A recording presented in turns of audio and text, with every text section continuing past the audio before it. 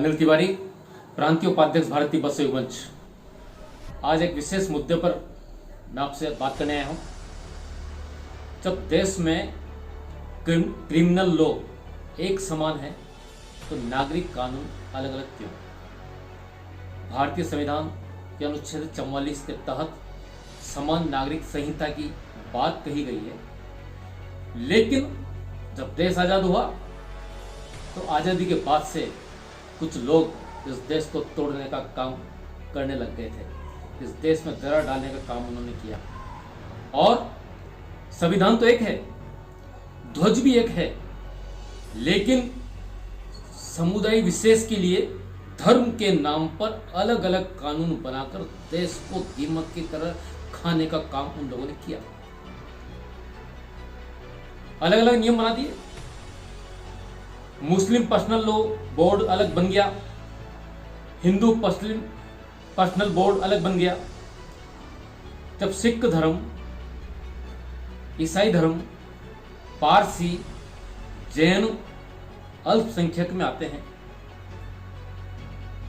और वह सभी लोग हिंदू धर्म का जो नियम है, कानून है, उसके तहत इस देश में रहते हैं, तो वर्ग विशेष को प्रसन्न करने के लिए, वोटों के तुष्टीकरण करने के लिए, अपनी सत्ता में कायम रहने के लिए आपने इस देश को तोड़ने का काम किया।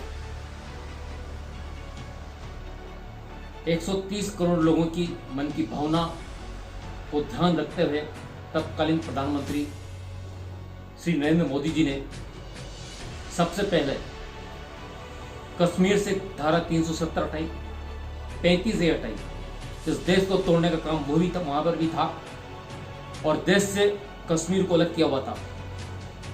कुछ लोगों ने बहुत धमकी दी कि खून खराबा हो जाएगा, खून की नदियां बह जाएगी, बारूद के ढेर पे बैठे हो, लेकिन कुछ नहीं हुआ।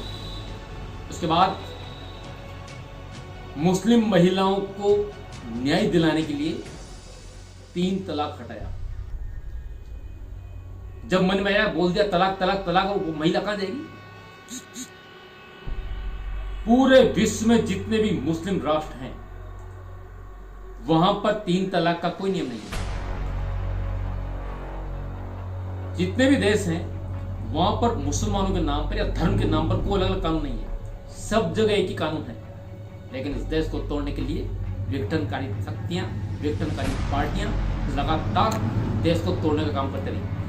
लेकिन अब समय आ गया है कि समान नागरिक कानून इस देश में बने और उसके तहत ही सबको समान रूप से न्याय मिले। आपको पता होगा कि 1985 में शाहबानो का केस हुआ, सुप्रीम कोर्ट ने उसके पक्ष में न्याय किया, उसको कहा कि इसको भत्ता मिलना चाहिए, लेकिन तत्कालीन प्रधानमंत्री राजीव गांधी जी ने ऐसा नहीं होने दिया, अलग नियम बना दिया। वोट बैंक की राजनीति के कारण अलग नियम बना और उस महिला को न्याय नहीं मिला। उसके बाद भी इस कानून के अलग अलग प्रपंच के कारण अलग अलग न्यायपालिका बनी, अलग अलग कोर्ट बने, उनके अलग अलग खर्चे हुए। उसका कोई फायदा नहीं हुआ। किसको फायदा मिला? आप 4 शादियां कर लो, आप अपराध करो तो आपको अलग नियम बन जाए, आपके धर्म के नाम पर आपको अलग नियम बन जाए। ऐसे क्यों? जब देश एक है, संविधान एक है, तो सभी को, ये देश धर्म के नाम पर अलग नहीं है। ये देश पूरे भारतवासियों का एक देश है, ये राष्ट्र एक है और यहाँ पर हम सबको एक साथ ही रहना है। अब 130 करोड़ लोग चाहते हैं कि समान नागरिक कानून यहाँ पर बने, सबको समान न्याय मिले, न्यायपालिका एक जैसी हो, सबके लिए एक कानून हो। और 99% लोग जो मुस्लिम समुदाय के हैं वे चाहते हैं कि हम इस देश में रहें क्योंकि हम इस देश के नागरिक हैं। लेकिन 1% लोग ये चाहते हैं कि इस देश में विघटनकारी तत्व अपना काम करें।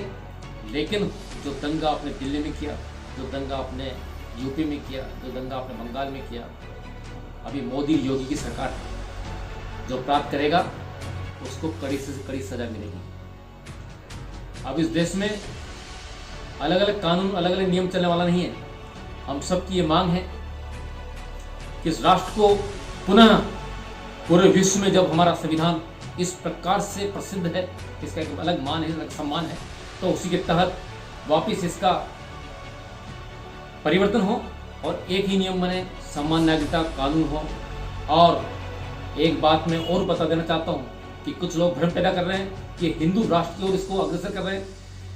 समान नागरिकता कानून बनेगा, सनातन धर्म को मानने वाले हम लोग हैं, तो इसमें हिंदू राष्ट्र की बात कहाँ से रही?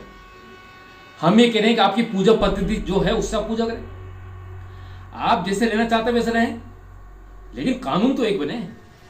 अलग अलग कानून की बात अब नहीं चलने वाली।